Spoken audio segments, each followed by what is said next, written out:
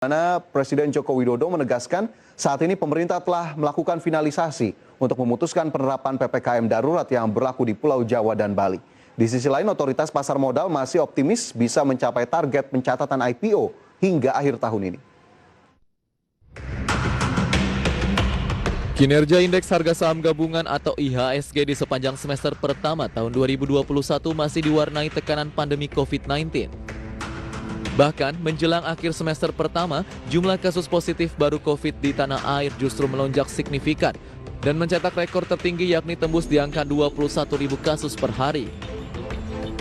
Meski IHSG sempat menyentuh level tertinggi di awal tahun, 6.504,99, namun pergerakan indeks sangat fluktuatif dengan level terendah di 5.735,47.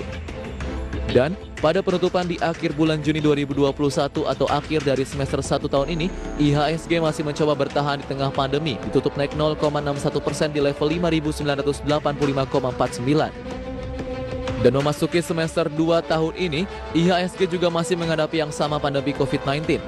Dan terbaru seiring dengan melonjaknya kasus positif COVID-19, pemerintah berencana menerapkan pemberlakuan pembatasan kegiatan masyarakat atau PPKM darurat.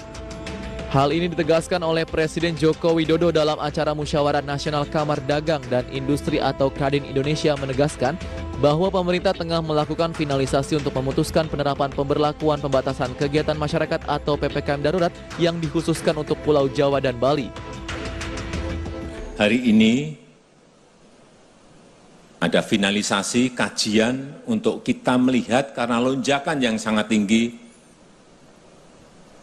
Dan kita harapkan selesai karena diketuai oleh Pak Erlangga, Pak Menko Ekonomi, untuk memutuskan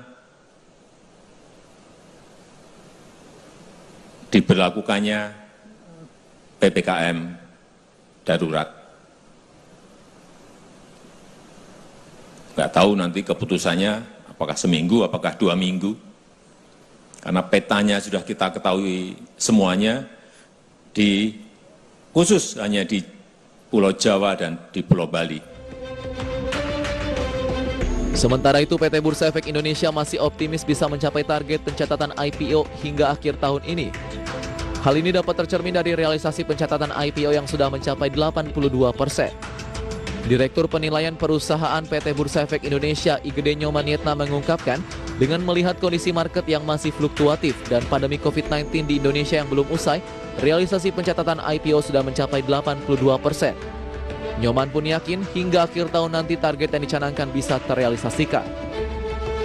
Per tanggal 25 Juni itu ada total 24 yang sudah tercatat, ya baik saham maupun obligasi maupun instrumen yang lain.